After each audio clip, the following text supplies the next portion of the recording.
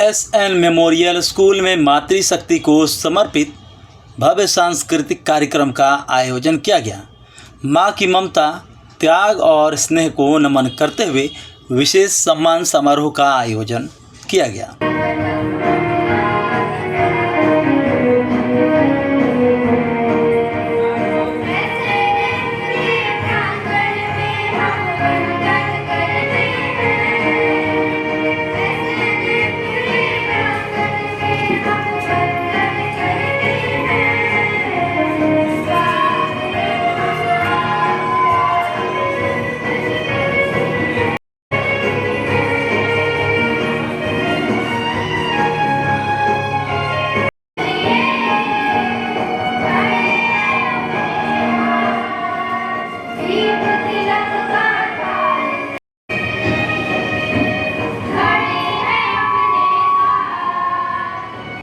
SN memorial school में मातृ दिवस के पावन अवसर पर एक भव्य सांस्कृतिक कार्यक्रम का आयोजन किया गया, जिसमें विद्यार्थियों ने मां के प्रति अपने श्रद्धा, प्रेम और कृतज्ञता को भावपूर्ण प्रस्तुतियों के माध्यम से अभिव्यक्त किया। कार्यक्रम की शुरुआत दीप प्रज्वलन से हुई, जिसमें पूरे वातावरण में दिव्यता और पावनता का संचार हुआ। इस अवसर पर विद्यालय के निदेशिका डॉक्टर स्मिता सिंह ने मातृत्व की महिमा पर प्रकाश डालते हुए कहा कि माँ केवल शब्द नहीं, संपूर्ण सृष्टि की आधारशिला है। उसका त्याग, स्नेह और ममता अपार है, जो किसी भी मूल्य से ऊपर है। कार्यक्रम की भव्यता में चार चांद तब लग गए जब मंच पर उपस्थित 10 माताओं को आमंत्रित कर उनके लिए विशेष गुब्बारा गेम का आयोजन किया गया। इस मनोरंजक प्रतियोगिता में विजयी माताओं को सम्मानित किया गया, जिससे उन्हें आत्मीयता और सम्मान की अनुभूति हुई। कार्यक्रम के दौरान विद्यालय के शिक्षक वर्ग में उत्कृष्ट योगदान देने वाले शिक्षकों को भी विशेष सम्मान से अलंकृत किया गया। वरिष्ठ शिक्षक धीरज कुमार को एचओडी के पद से सम्मानित किया गया। सैदा सरवात आरक को जूनियर एचओडी के रूप में पदोन्नत किया गया। इस माह के सर्वश्रेष्ठ प्रदर्शनकारी शिक्षक के रूप में अनुराग कुमार, रूबी सिंह एवं नीमा कुमारी को चयनित कर डॉक्टर स्मिता सिंह द्वारा प्रमाण पत्र देकर सम्मानित किया गया। विद्यालय के छात्र छात्राओं ने नृत्य, कविता पाठ, नाटक एवं गीतों के माध्यम से माँ के महत्व को मंच पर जीवंत कर दिया, जिससे दर्शकों की आंखें नम हो गई और सभागार तालियों के गड़गड़ाहट से गूंज उठा। कार्यक्रम का मुख्य उद्देश्य न केवल मातृशक्ति को सम्मानित करना था, बल्कि बच्चों को मातृत्व के प्रति श्रद्धा और मूल्यबोध को जागृत करना भी था। एसएन मेमोरियल स्कूल ने एक बार फिर सिद्ध कर दिया कि यह विद्यालय केवल शिक्षा ही नहीं, संस्कारों का भी मंदिर है। First of all, do you know what is motion? It's called motion. And this type is downward motion, second is oscillatory motion, third is periodic motion, and fourth is clear motion, and fifth one is circular motion, sixth is periodic motion, and seventh is Newton pendulum. So first of all, do you know what is Newton pendulum? To and fro motion. And this is the periodic motion. Motion depending. We saw that pendulum watch is there.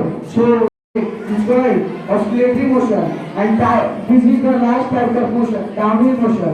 Moving down slope or are located toward the bottom. It means we see that the stone is doing downward motion. And thank you. First we have to add water.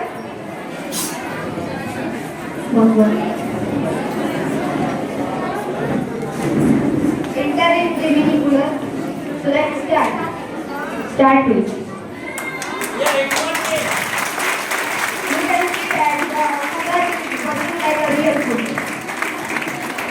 Thank you.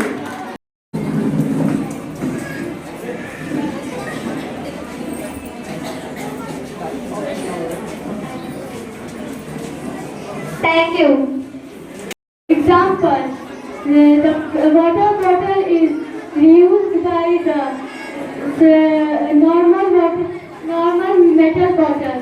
Second, reuse. reuse the plastic as much as possible. Feed off. सबसे पहले तो SN memorial school में आप सबका स्वागत है and मैं सबको विश करती हूँ हैप्पी मदर्स डे, जिनका सबसे बड़ा इस दुनिया में योगदान है और इससे बड़ा रिश्ता कोई नहीं है। ये एक ऐसा रिश्ता है जिसका मैं उसका बोलूँ कि इसके आगे कुछ नहीं है, स्पीचलेस हूँ मैं। जो ये एक ऐसा रिश्ता है जो हर रिश्ते को समेट लेता है और कोई भी प्रॉब्लम होता है तो माँ का गोद ही सबसे बड़ा राहत की चीज़ें हैं। कहा जाए अगर एसएन मेमोरियल में आज मदर्स डे का सेलिब्रेशन हो रहा है तो इस ईयर का ये हमारा पहला फंक्शन होने जा रहा है और आज मैं कुछ प्रमोशन भी है हमारे यहाँ, एकेडमिक प्रमोशन है जिसमें बैचेस वगैरह दिया जाएगा। बच्चे ने काफ़ी डांस वगैरह का भी प्रोग्राम किया है, मदर्स के लिए गेम्स भी रखा गया है और बहुत सारी चीज़ है जो आपको देखने को मिलेगा।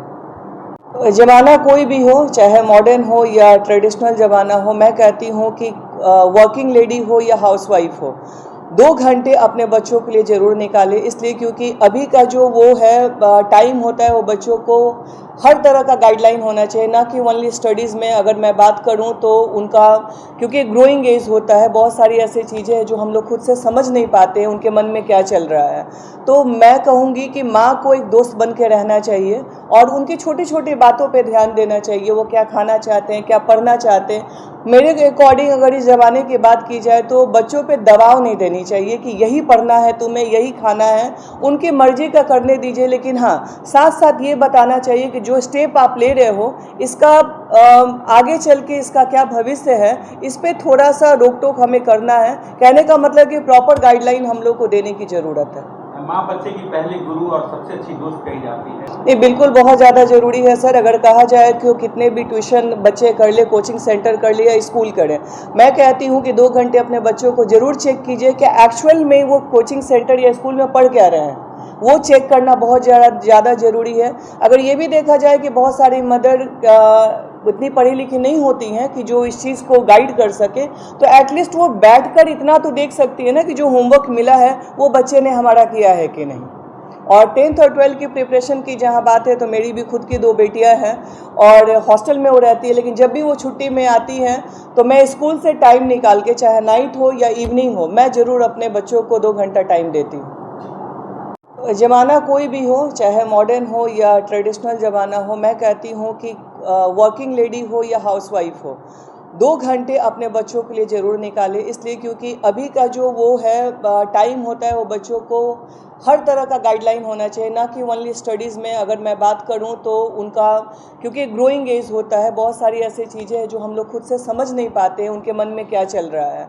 तो मैं कहूँगी कि माँ को एक दोस्त बन के रहना चाहिए और उनकी छोटी छोटी बातों पे ध्यान देना चाहिए। वो क्या खाना चाहते हैं, क्या पढ़ना चाहते हैं। मेरे अकॉर्डिंग अगर इस ज़माने की बात की जाए तो बच्चों पे दबाव नहीं देनी चाहिए कि यही पढ़ना है तुम्हें, यही खाना है। उनकी मर्जी का करने दीजिए, लेकिन हाँ साथ साथ ये बताना चाहिए कि जो स्टेप आप ले रहे हो इसका आगे चल के इसका क्या भविष्य है, इस पर थोड़ा सा रोक टोक हमें करना है। कहने का मतलब कि प्रॉपर गाइडलाइन हम लोग को देने की ज़रूरत है। माँ बच्चे की पहली गुरु और सबसे अच्छी दोस्त कही जाती है। ये बिल्कुल बहुत ज़्यादा ज़रूरी है सर। अगर कहा जाए कि कितने भी ट्यूशन बच्चे कर ले, कोचिंग सेंटर कर ले या स्कूल करें, मैं कहती हूँ कि 2 घंटे अपने बच्चों को ज़रूर चेक कीजिए कि एक्चुअल में वो कोचिंग सेंटर या स्कूल में पढ़ क्या रहे हैं। वो चेक करना बहुत ज़्यादा ज़रूरी है। अगर ये भी देखा जाए कि बहुत सारी मदर इतनी पढ़ी लिखी नहीं होती हैं कि जो इस चीज़ को गाइड कर सके, तो एटलीस्ट वो बैठकर इतना तो देख सकती है ना कि जो होमवर्क मिला है वो बच्चे ने हमारा किया है कि नहीं। और 10th और 12th की प्रिपरेशन की जहाँ बात है तो मेरी भी खुद की 2 बेटियाँ हैं और हॉस्टल में वो रहती है, लेकिन जब भी वो छुट्टी में आती हैं तो मैं स्कूल से टाइम निकाल के, चाहे नाइट हो या इवनिंग हो, मैं ज़रूर अपने बच्चों को 2 घंटा टाइम देती हूँ।